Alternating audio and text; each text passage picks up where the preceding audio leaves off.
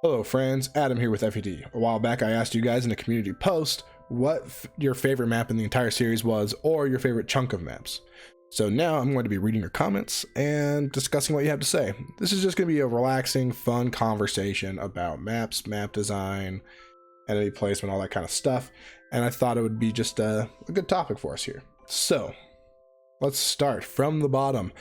And we're starting from the bottom because that's how YouTube organizes comments. There's no way to do like oldest first, it's newest first, so you have to go to the bottom. And I wanted to do them in chronological order of when they were posted. I don't know, I just don't want to show any favoritism anyway, I guess.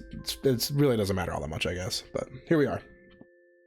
All right, FDS Kellington. I know this has been chosen a lot, but Fate's Chapter 10 was the chapter to get you fully back into the series. Any objective that isn't just routing the opponent kill boss is fun for you. Everyone loves Chapter 10. So I'm glad it was the first thing said. It is okay. And that's okay that everyone loves it, because it's that good. It's really, really good, guys. Chapter 10 does what any really good, well-designed strategy like map does, or strategy like level game, whatever does. And that is a tightly designed map and tightly designed enemy placement that forces you to use all the tools that the game gives you at that given time. This is why late game Fire Emblem maps tend to be less interesting or less strong than early game maps in terms of design, because you're working with less, right? You're working with a lot less, so you have to so the game knows what you have, right? It's not like once you get to Chapter 10, it's not like you're gonna have, you know, chances are you're not gonna have a bunch of archers or a bunch of mages or everyone on a dragon or a horse or something by that point, right? Which you're not. So the game knows what you have and it forces you to use it. You know, there's ballistas for your archer guy, and you can even have Mozu as an archer at that point if you wanted. There's places for your mages to deal like long range damage. Just really well made, really well made. And towards the end of the map, the whole dynamic changes when the water goes away and your choke points aren't choke points anymore.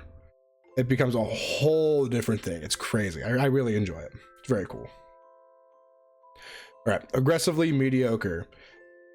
These aren't my favorites, but I do want to shout out Cindered Shadows Chapter 4 and Verdant Wind Chapter 22 for being the only three houses maps to be genuinely great instead of just okay. It's just a shame about the soundtrack for the former. I guess I'm not remembering what the soundtrack is for Cindered Shadows Chapter 4, but I remember liking that map. It's very stressful. It's the one where you have to get all of your units to an escape point in the top like right corner of the map. I think that map is actually really cool. Really enjoy that one. Verdant Wind Chapter 22, that's just endgame of Verdant Wind, and everyone loves that chapter, right? Nemesis is a really cool boss. Being able to, having it be like this map long boss battle is really cool.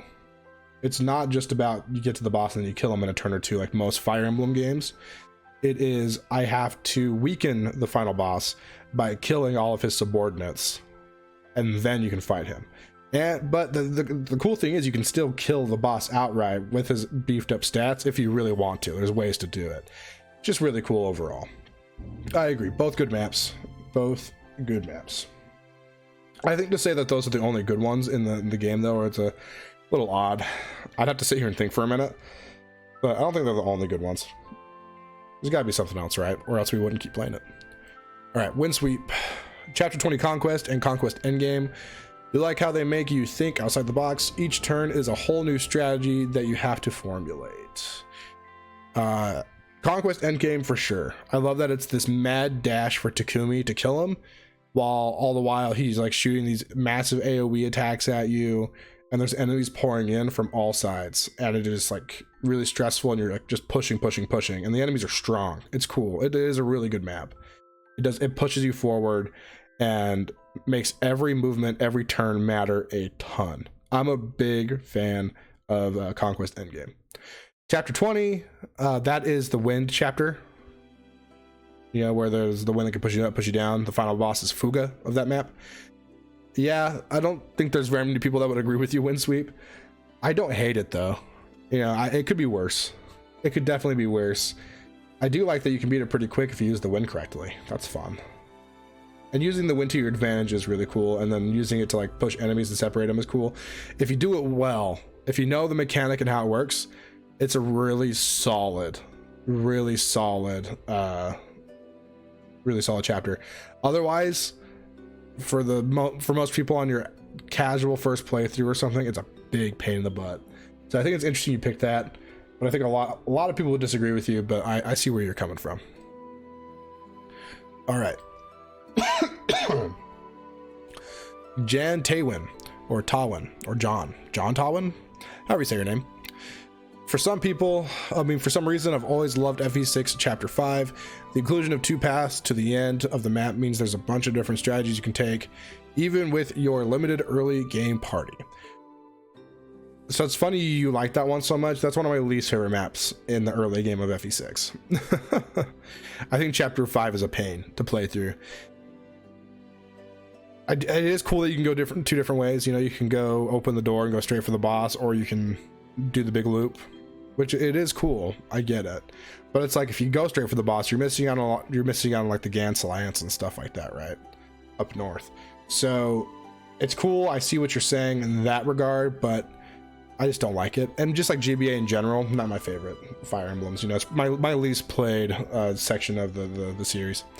So yeah, I see what you're saying, but not for me. All right, Scythe Jackal. Favorite chapters go to Fate's Conquest and Blazing Sword. Both had enough unique objectives to make them fun maps. I agree. The gameplay was fresh throughout both playthroughs. Blazing Sword, you don't think of it like that, but like it does have a lot of unique objectives that are pretty cool. Right, Cliffalibur. I've always had a soft spot for turning traitor from Ephraim's route in FE8. It might actually be my favorite chapter in the entire franchise, so much that I've played it multiple times with pretty much every character available at that point in the game. That's the map where you get Dusel and Cormag, right? And like Selena's the boss with like long range magic. Yeah, that's cool stuff. I don't know. It doesn't really stick out to me as anything really that great, but if you're into it, you're into it. It's cool. But again, FE8 is like my least favorite game in the series, so yeah, I hate that game. I don't hate any Fire Emblem game, but that's my least favorite one. All right, Radiant Dawn Endgame for part 2. I think it's because of how difficult it actually is, says Jackson Mueller.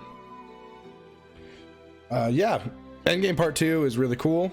Probably part 2 Endgame, or however you want to say it. Defend maps in general and Radiant Dawn are fun. The only problem I have with part 2 Endgame is that you can just beat it in like 2 turns, even on hard mode with Har. Even if you don't train them that much, you know, like Har's just that good, and it's just a kill boss map. So you just fly down, maybe with a little bit of luck, you win. You know, if I was Iron Manning, I wouldn't just fly hard down on turn 1 like I would if I was just resetting after a death. In an Iron Man setting, I would play a little more carefully, but I still would beat it before the 15 turn time limit's up, or whatever, however many turns it is. As my first playthrough though, as a defend map, I loved it. It was incredible, and I still like it to this day. I just think it isn't as good as some other defend maps, even in its own game, but also in the series. All right, Toilet Falchion, Chapter 5 of Genealogy. I agree with you. I don't want to talk about it though, for fear of spoilers. I don't want to accidentally say something that I'll forget to cut out or something. So yeah, I agree. Chapter 5 is incredible for like story implications. The music's awesome, but I don't want to talk about it. So yes, I agree. Nightbringer 24. All the defense chapters from Radiant Dawn. Most of them are hard, but they are still fun and satisfying after clearing them. True. I think the best one is 313 though. 313 is the one that feels the most like an actual defend map. Love 313. Ronin Pistol. I really like Thracia, so 17A as a single chapter, and the Master Arc as a group of chapters. Honorable mention to Alencia's Gambit. Yeah, Alencia's Gambit is Radiant Dawn Part 2 Endgame. And yeah, really good. 17A, that's the Misha chapter, right? That's the Misha chapter. It's where you recruit Misha. You have to like put her to sleep to recruit her and stuff like that.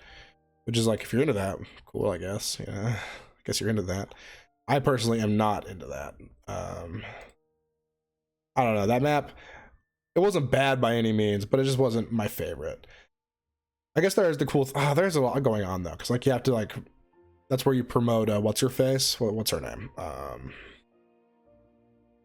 is it Sarah? Is that where you promote Sarah or Lenoan? One of them? I think it's Sarah actually. I don't know, it's one of them. And yeah, that's cool. But overall, it's just like an okay map, and Misha's annoying. So yeah, I'm gonna say that Misha's annoying. But yeah, but the Master Arc. Sorry, you mentioned the Master Arc as well. The Master Arc is one of the greatest sections of Fire Emblem in like at all. Crazy, it's crazy good. Chapters 4 through like 7 of Thracia 776 are just some of the most tightly and most interesting story gameplay, integration, stuff like that. It's just really good, guys. 100% worth playing just for those maps. It is so good. Even on a first playthrough, I think they're fun. I know some people don't agree with that, but just I love the Master Arc so much so that I made a whole like a really edited video on it with voice acting and stuff that you guys should all check out. I'll try to remember to put a link to it in the description or up in the little card in the iCard thing in the top right corner. Like, please check that video out because the Master Arc is incredibly good. Okay. Radiant Dawn, so Herc says, Radiant Dawn Valencia's Gambit. Sure, you could just kill the boss in 2 turns, but I think it's way more fun to defend against the massive wave of enemies. Yeah, I have a hard time like doing like self-imposed challenges like that. I don't know, I'd rather just beat the map. But yeah, but I agree, it does make it better. If they got rid of the kill boss thing or just made Ludwig incredibly difficult to kill, then I would be more inclined to say that Valencia's Gambit is better. Because that's the thing, like Ike is like incredibly terrifying as a boss, and that's part of what makes 313 so good, but Ludwig is kind of a joke. So ICAV says the Western Isles chapters in FE6 are an incredibly good series of chapters and easily the best part of the game because of how tightly designed they are, and they are great at making you play fast. Radiant Dawn 1.3 through 1.8 I think are also fantastic and the best part of the game. Western Isles are chapters that always stick out to me in FE6, so I'll agree with that. Very fun maps. Radiant Dawn 1.3 through 1.8. I'd even just say Radiant Dawn prologue through endgame are 1 endgame are really good. In particular, but excluding maybe like chapter 9 of part 1 and Radiant Dawn is pretty rough. But the rest of part 1 I think is really fun. Even endgame's really fun to me. So yeah, they're really fantastic maps, and part of why they're so good again is because you have limited resources. So the game was able to be designed and made in a way that makes you use your resources effectively. All right, Noble Flygon T. The final push in Shadows of Valentia, Rudolph being humanized to the point of being an Itachi type of good guy was really cool to see. Celica's side is a little mundane, but the Duma Tower and final dungeon are really eerie and cool to explore the first time through. Duma's a cool final boss, but the final map with each character getting one-liners is iconic. True. It's true. Yeah, the last chapter, are you saying all that last stuff is cool? I don't think Rudolph, I don't know, that whole thing is a little weird of a twist. I think they telegraphed it a little bit. But I almost would rather he had just been evil, and then Alm just like takes over. I don't know, make him a conqueror. I don't know. I think that would have been cool. But I don't know. And like I played Gaiden beforehand, so I knew it was going to happen. It wasn't like a surprise, right? I don't know. It's a whole thing. But yeah, the final map is awesome. The music's great. All the characters interacting and stuff is cool. Fun stuff. Finally getting to use Celica's army and Alm's army at the same time is really fun. So, fun pick. All right, Wave Buster. My favorite set of chapters are FE5's chapters 19 and 20. These chapters combine to make a strong narrative gameplay connection that exemplifies what you love most in Fire Emblem. Chapter 19 with its unique deployment serving the objective. Chapter 20 being a challenging defend map that introduces the game's best music and both centralizing around responsibilities as a leader and heir to Castle Leonster. Yeah, 19 is the Amalda chapter, Amalda and Connemore, which is fun. I'm glad I when I first read this, I almost thought like 19 was the Xavier map, and I was like, whoa, we had a masochist on our hands. No, but yeah, chapter 19 is very cool. It's really big, a little longer than you'd like. I like the tie-in with Genealogy chapter 7 though, which is kind of fun, and showing that like fairly lackluster part of the map be this like epic struggle that we have here. Rescuing civilians is fun, like having that be a thing. There's all these houses to visit, there's a lot going on, and all on top of that, you need to recruit either Amalda or Connemore. It's just a really busy map. It's cool stuff. All right. Oh, and I guess in chapter 20, I don't know. I think chapter 20 is a pretty lackluster defend map, but it's okay. All right. Bad Cactus. I really love the Dane chapters in Path of Radiance. Each one of them are really distinct from each other, and in my opinion, they are a really good example of how to use gimmicks well. And what's this reply here? Maybe, hopefully it's not mean. This was my thought. FE9 after day breaks until Clash is one of my favorite stretches in any Fire Emblem game. That's interesting. A lot of people I've talked to think that after chapter 17 of Path of Radiance, the game kind of falls off, and I tend to agree with that, but it's refreshing and interesting to see someone who likes it that much, you know. And you're right, the Dane chapters are unique for sure. You know, you have the chapter with Jill's father, Shihiram, or however you say his name. That's actually a really cool map, and the gimmick and the whole thing that like Jill can become a bad guy is kind of fun, so that's cool. And yeah, the other ones are all right. And you get a bunch of money, which is cool. Bunch of money, and you get to hear like Volk's backstory, which is fun. So yeah, good maps, fun chapters and stuff. Right guy. I've always enjoyed the Tower of Guidance from Radiant Dawn. After handpicking your 10 best units, you get to finally fight people you've seen throughout the game.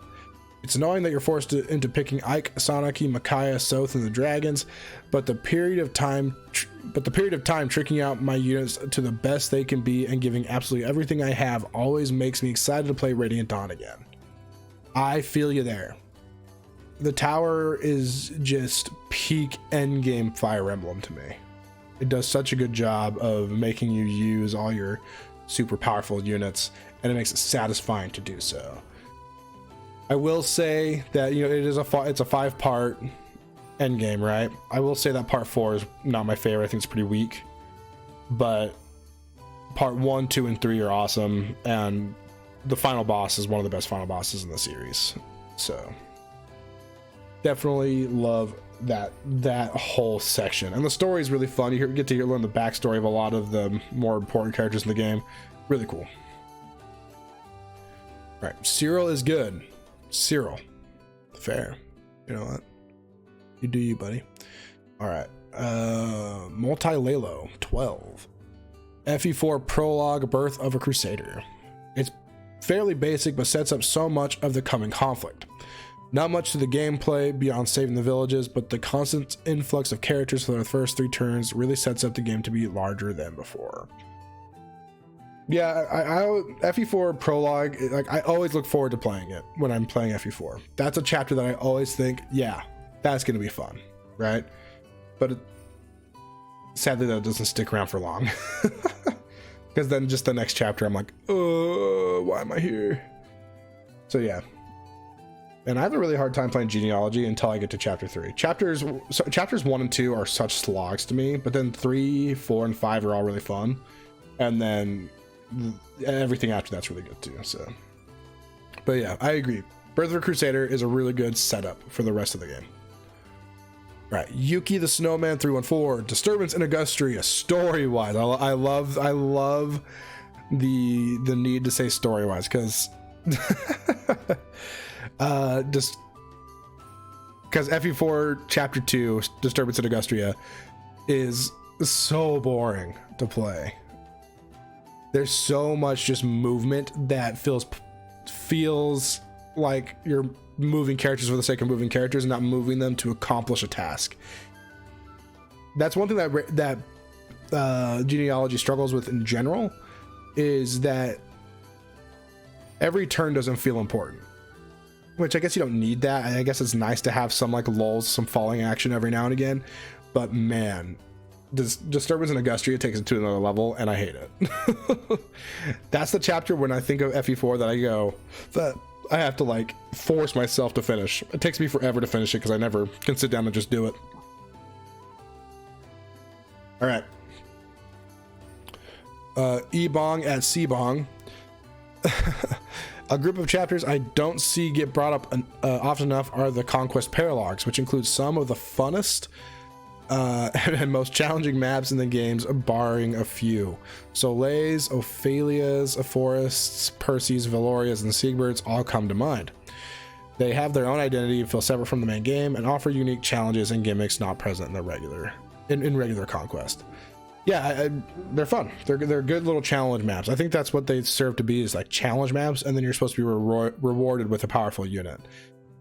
Sadly, I think the child units in Fates, Conquest especially, kind of fall off. Like, they're not as good as like Awakening child units, or like the other game with child units. I don't know. I feel like that's a spoiler to say. So yeah, they're good, but I don't know. I don't know how I feel about all of them. But that's a fun take. I didn't think anyone would bring those up.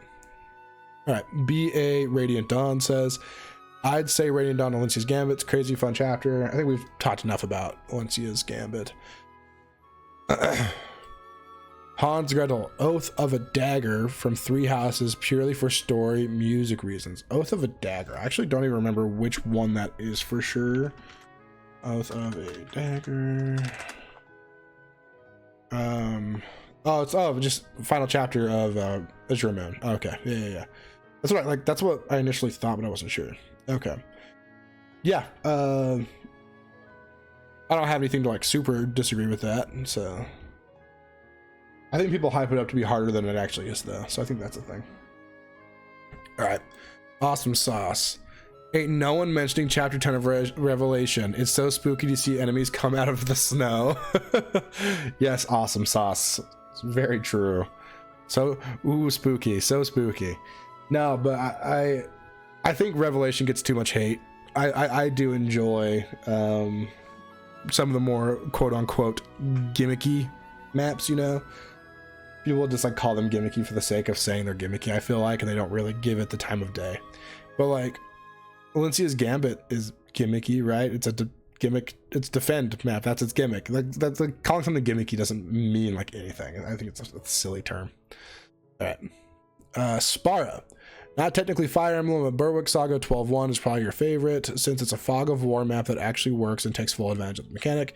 Outside of that, I'm not exactly sure. I really like Radiant Dawn Part 1's maps outside of 1.8 and 1.9. Lukewarm on the former and dislike the latter, but I can't choose a favorite. Yeah, we've talked a lot about Radiant Dawn Part 1 at this point. I 100% agree. Really good at maps.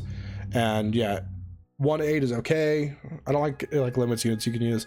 1.9 is just kind of a pain. Something you just have to do. All right, Overlord Destroy. Probably the opening few chapters of Path of Radiance or Act 2 of Gaiden Shadows of Valentia. Discovering the Necro Dragon Cave is awesome. Yeah, I did like Act 2 of Shadows of Valentia is one I get excited about. Just getting to use Celica and her team. All the mages and stuff is really cool. And the first opening few chapters of Path of Radiance to set up the game really well. Not Adam says Open Fire. I believe Open Fire is chapter 14 of Thracia 776. And yeah, that is a really fun defend map. That's one of the other defend maps in the series that stand out as like actually good defend maps instead of just like rout the enemy or kill the boss, you know. And it's actually pretty difficult. There's a lot of stuff coming at you. So, and there's like are really good choke points that the game allows you to make use of. And then it gets really scary when a certain character shows up in the like towards the end of the map. It ends up not being that much of a threat, but it's just like a really cool moment and it's scary in itself. So yeah, Open Fire is cool. All right. Luis A. Flores, FE8, Chapter 19. The story at that point is really tense and engaging, with Leon becoming the main antagonist, meeting up with Erica and Ephraim, and the Renee stones being destroyed. Gameplay-wise, it's a ton of fun. Actually, decently challenging. You have to shield yourself against hordes of promoted enemies. You have to get the treasure quickly before thieves do, and the fog of war keeps it tense. You can cheese the map by staying in the treasure rooms, but still, really cool map. I actually don't remember what this map is, and I don't feel like looking it up, so yeah. If you agree, cool. I don't know, FE8 is boring to me. But thank you for your comment, Luis A. Flores. Sorry, that was so rude of me. Thank you, yeah, I don't feel like looking it up because it's just, I don't know, it's FE8. Alright. Darunia. For a group of chapters, I absolutely adore Radiant Dawn chapters 313 and 3 Endgame. Agreed. 313 feels like a desperate struggle from Micaiah to buy just a little more time. The power difference between the Dane army and the Apostles army is real and very apparent. The fact that the other Grail mercs join in the last few turns is incredible. I remember getting very nervous. Getting very nervous when they actually move towards me at the end of the map on your first playthrough. 3 Endgame has amazing gameplay, story integration, the ominous number in the corner, and the heartbeat that slowly gets louder. The tension is palpable. It's honestly incredible. Both maps are also a lot of fun to play, to be honest. Yeah, I agree that 313 is one of the better maps in Radiant Dawn and just in Fire Emblem history. The more I think about it, the more I think it might be one of my favorites. And Endgame is also really cool. It just turns into kind of a slog. It's a lot of enemies that have to move, but the story implications of it are really cool. And that, like, the world is just becoming more and more chaotic, essentially, and just, like, awakens the god of chaos because of it. Pretty cool. Alright, the Teltian Plains in Crimson Flower is just spectacular. While the reinforcements suck, the mood and the story in the map and chapter make up for it. Yeah, that's a good map. I hope I'm not wrong, but I'm pretty sure that's the one with like Dimitri and Dedue turns into like a demonic beast and stuff. That is pretty cool stuff. And then like Rhea shows up mid-map to like come kick your butt. Very cool. All right. And that was Crystal Velvet, just so I say the name. All right, blank blank. Radiant Dawn Part 3, because it's Part 3 Radiant Dawn, the best part of the game. Fair. You know, if you feel that way, you feel that way. All right, Emilio Mendez. Chapter 4, 5, and 6 of Thracia 776. Breaking out of prison and slipping away by the tip of the enemy's fingers is a triumph that felt impossible up to the very last moment. Those chapters really force you to exploit your units and the game mechanics to their fullest in a way I haven't experienced in any other Fire Emblem entry. Very well put. Very well put. I agree with this statement very much so. I already talked about it, but the Manster arc is one of my favorite set of chapters in all of Fire Emblem as well. All right. Slender Quill Ram Charge. Well, that's a name. The Ostian Revolt always stood out to me because of the Wyverns. Being hunted down in a rather open map by strong flying units is peak Fire Emblem experience for you. Also, the Conquest chapter where your units split in half was so wild and cool. Yeah, I like that Conquest chapter. I prefer it in which, because Conquest is just Corrin, Azura, and Gunter that split, and they're the only ones available on that map. But in I think it is a Rev where your whole army is there, and it's really cool the interaction that like the clones have with your actual main character. They share items, share HP. Really cool stuff. Really cool stuff. I agree. The Ostian Revolt, I don't have a whole lot of thoughts on that though. All right, Radiant Dawn. Okay, man, a lot of Radiant Dawn love. All right, Obi Leo 346. Radiant Dawn was the game that hooked me on the franchise, but my favorite levels have to be the Black Knight encounters in Path of Radiance. In Radiant Dawn, he was an ally or enemy depending on which army you were in control of at the time. In Path of Radiance, not only was he only seen as an enemy, the game made sure you knew that taking him on before the story required it would kill you. Even the actual fight with him isn't a guaranteed win. Having to not only work around the regular enemies, map hazards, and clear conditions, but also having to keep the Black Knight's position in mind at all times was an amazing challenge. To this day, no video game enemy has scared me as much as the Black Knight. Yes, that includes Lubu for my fellow Dynasty Warriors fans. Okay. Now that I think on it, the two function very similarly. I don't know who that is, but cool. Yeah, Black Knight, cool. Who doesn't like the Black Knight, right? Who doesn't like the Black Knight? He pops out of a house and you're like, frick, that guy's scary. And then he pops up at the bottom of the map and you're like, frick, that guy's scary. And then he pops up in this back room of this weird fortress castle thing and then you're like, kill him and stuff. Awesome. All right. Derbrian. Group of chapters, Awakenings, Emerin, Renewal to Mad King Gangrel. Especially with Renewal playing Don't Speak Her Name nonstop. Individual chapter, probably Conquest chapter 10. Okay. Yeah, we talked about chapter 10 a good amount. And yeah. Emerin is not my favorite chapter, but going into Renewal is really cool. Don't Speak Her Name is one of the best Fire Emblem soundtracks ever, and then to give it a like an even better note, the enemies, the main boss Mustafa is really cool in that he becomes more sympathetic and he's like, okay, like I realize most of my men have lost the will to fight, and if you don't want to fight, leave. I will take on the brunt of this. I'll take on the army and take any responsibility for anything that happens. So I don't know, really cool villain, or like not villain, but like a sympathetic villain, I guess, and a good map overall for story. All right. Actually, I think we're gonna call it there. And I will make a part 2, and you can watch that tomorrow. So I'll record part 2 because this video is already like 30 minutes long. So hope you enjoyed. Please like and subscribe for more stuff like this. We're talking about more Fire Emblem, of course, in the future. And I also have a video that I'm really excited about that's going to be going on the second channel because it's not Fire Emblem. But I'm really excited about it, and I hope you guys will enjoy it. It happens to do with Xenoblade Chronicles 2, which I just finished the DLC for, actually.